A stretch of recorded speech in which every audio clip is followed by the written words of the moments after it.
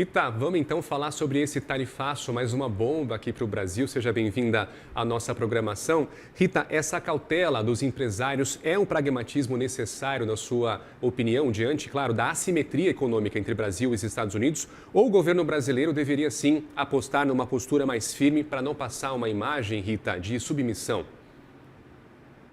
Olha, a gente tem que entender o que é submissão quando a gente está tratando de relações comerciais, porque você tem vários setores envolvidos de forma bem severa, né? No que diz respeito à perda de competitividade. Mas as empresas americanas que importam principalmente produtos industriais, bens intermediários, elas também vão sofrer. Por isso que a gente pôde ver, né, a ampliação da lista de exceções. Mas agora o momento ele está muito delicado, porque as reações elas estão sendo muito mais políticas, principalmente pelo lado do Brasil, do que técnicas. Então está havendo, na minha opinião, um excesso até de vitimização da posição americana em relação ao Brasil. Quer dizer, o Brasil é vítima de uma injustiça cometida pelo governo americano, com as empresas brasileiras, com o Brasil, e, sob a ótica do governo, isso é injustificável. Mas, na verdade, o Brasil não é uma exceção. Os Estados Unidos estão, desde a posse de Trump, fazendo isso com o mundo inteiro. E o mundo inteiro está negociando ou renegociando. Então, a gente tem que perder esse olhar de vítima e entender que houve uma quebra de paradigma nas relações comerciais globais, a partir do momento que Donald Trump resolveu usar tarifas como moeda de troca, de negociação, no sentido de favorecer a relação comercial dos Estados Unidos com seus parceiros. E por que ele fez isso? Ele fez isso por ser o maior importador do planeta, cerca de 4 trilhões de dólares.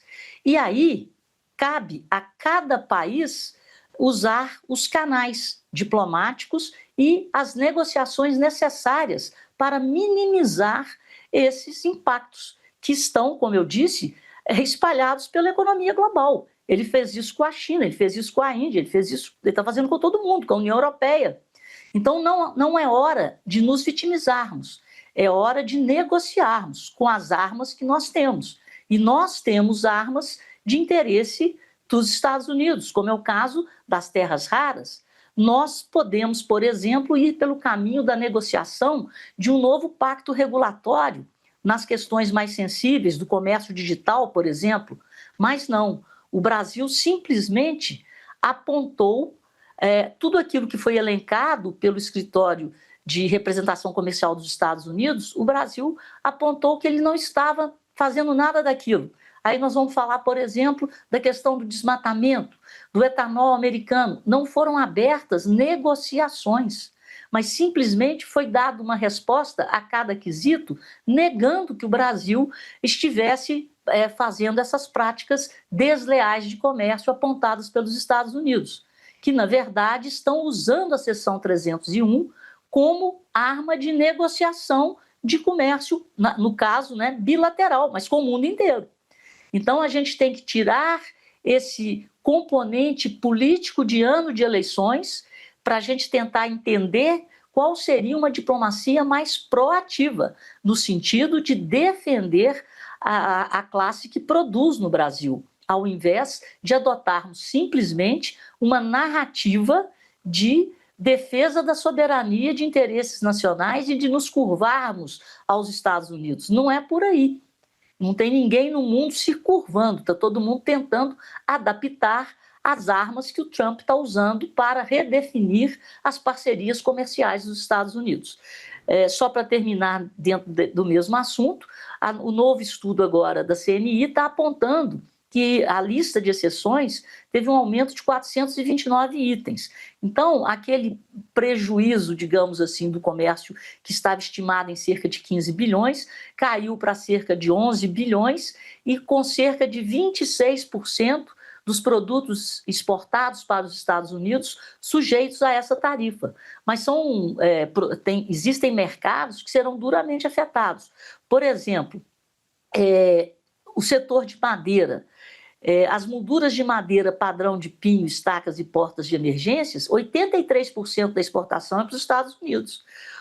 Os minerais não metálicos, granitos, por exemplo, 56,3% de granito, lajes, pavimentações de azulejos são exportados para os Estados Unidos.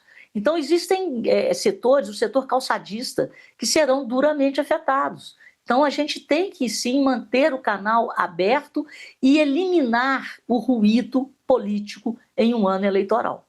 Falando agora sobre o impacto no mercado, Rita, não era uma surpresa esse anúncio para o mercado. Ele estava, de certa forma, precificado. A gente pode ver, na verdade, um impacto nas empresas que estão mais expostas ao comércio exterior. E aí eu cito o frigorífico, cito a WEG, até a Embraer. Pois é, mas nesse caso nós estamos falando de empresas que estão nas exceções, né? As carnes, os aviões, mas o mercado, a dor do mercado é uma questão de postura. Aí eu acho que o mercado sente mais a postura política, porque, como você bem disse, isso já era esperado, a lista de exceções foi aumentada, mas as reações, tanto dos americanos, tanto do governo americano, do Marco Rubio, né, falando que o presidente Lula está mais preocupado com o ego dele do que com o bem-estar da sociedade brasileira, as reações do governo brasileiro, né, do próprio embaixador lá, do Mauro Vieira, do próprio Lula. Então, as reações políticas, né, de defesa da soberania, de injustiça, agora a líder, né, do governo no Senado, a Tereza Leitão, falando que a culpa das tarifas é do Flávio Bolsonaro. Então, essa narrativa política embola as coisas e tira o foco. O foco é a economia, é o comércio bilateral.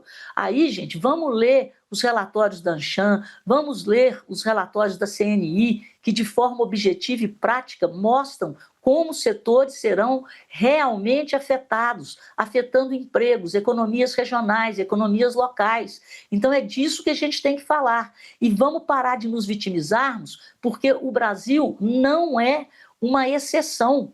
O governo americano está fazendo isso desde que o Donald Trump assumiu. E quando ele assumiu e lançou o primeiro tarifaço, a nossa punição, né, era a tarifa mínima de 10%. Depois, por questões políticas, de BRICS, de desenvolvimento de uma moeda de BRICS, lá em julho nós tomamos os 50%, 40% adicionais. Então, as coisas estão se embolando. E realmente o Donald Trump, ele está usando também das tarifas como um instrumento de redesenho geopolítico. E está claro, quando ele fez a lei de segurança, né, dos Estados Unidos, ele falou que ele queria a América alinhada com o pensamento americano, que a América era dos americanos, é a tal da doutrina Donway. Então não existe nada que o mundo não conheça. Repito, o Brasil não é uma exceção nesse tratamento dado pelo governo americano. O que ele quer é negociação. Ele quer negociar terras raras, ele quer negociar insumos para a indústria americana, cadeias produtivas de interesse da indústria americana ou dos Estados Unidos. Então, a gente tem que abrir negociação. É por aí. Na política, na economia, tem muito ainda para acontecer e muito ainda para conversar com Rita Mundim, nossa comentarista de economia, a quem eu agradeço muito pela participação. Até uma próxima, Rita. Até, Gustavo.